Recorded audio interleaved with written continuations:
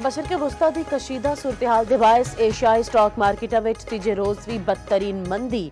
Pakistan stock exchange which कारोबार के दौरान उतार चढ़ाव जारी। 100 इंडेक्स 2000 पॉइंट्स कमी वेखी गई।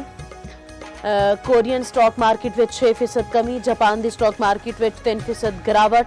आलमी मंडी विच खाम तेल की कीमतां होर वध गईयां।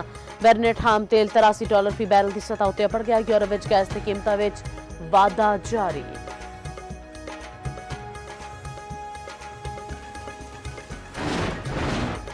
सदर ट्रंप ਨੂੰ ईरान के खिलाफ होर फौजी कार्रवाइयां तो रोकने ਲਈ करारदाद अज अमरीकी सैनेट विच पेश की जाएगी।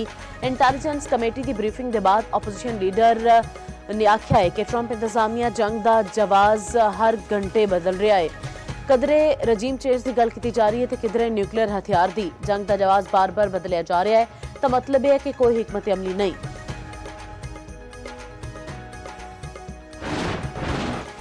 अमरीका का ईरान के 17 बहरी जहाज़ों ते आबदूज तैयार करने का दावा। सैनेट काम के मुताबिक समंदर में ईरानी बहरिया की मौजूदगी खत्म कर दी गई। खलीजी अरब हरम्स ते खलीज ओमान विच हुण कोई भी ईरानी बहरी जहाज़ नहीं।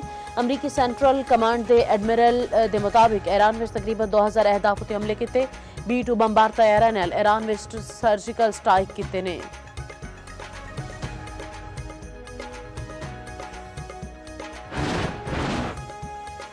अमरीका ने अब नए हरम्स खुलवाने का फैसला कर लिया। अमरीकी सदर डोनाल्ड ट्रंप ने सोशल मीडिया उत्ते अपने पैगाम में आख्या अमरीकी बहरिया छेती तो छेती अब नए हरम्स विच टैंकरां की हिफाजत शुरू करते हुए लोड़ पई ते जहाज़ों के नाल अमरीकी नेवी जावेगी।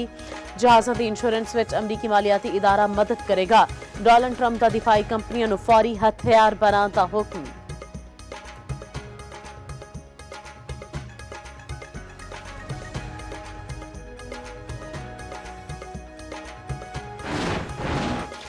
आयतुल्ला हमनाई के पुत्र मुजतबा हमनाई नवे सुप्रीम लीडर मुंतखब हो गए। इसराइली मीडिया का दावा।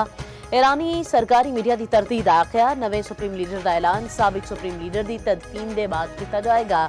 ईरानी सुप्रीम लीडर आयतुल्ला हमनाई की तदफीन मशहद विच होवेगी। तदफीन की तारीख का हतमी फैसला नहीं किया जा सकिया।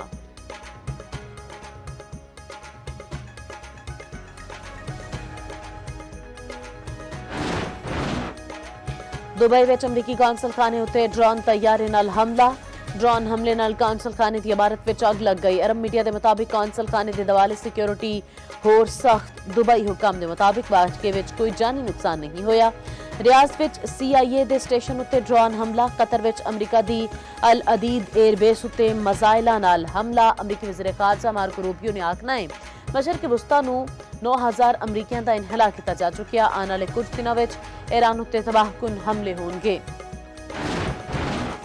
ईरान लंबी जंग लई तैयारी। तर्जमान ईरानी वज़ारत दिफा ब्रिगेडियर रजा तलाई का कहना है ईरानी फौज के हर कमांडर के 3 दर्जे तक जाननशीन मुकर्रर कर दिए गए। जे कोई कमांडर मारिया भी जाए तो रहनुमाई का खला नहीं होगा। मुअस्सर हथियारों का हुण तो इस्तेमाल करना दानिशमंदी नहीं है। दुश्मन के असलहे का जखीरा महदूद है। दुश्मन नूं रहबरे आला की शहादत नाल सब कुछ खत्म होने की गलत फहमी सी। ईरान ने शदीद मुजाहमत नाल दुश्मन नूं हैरान कर दिता।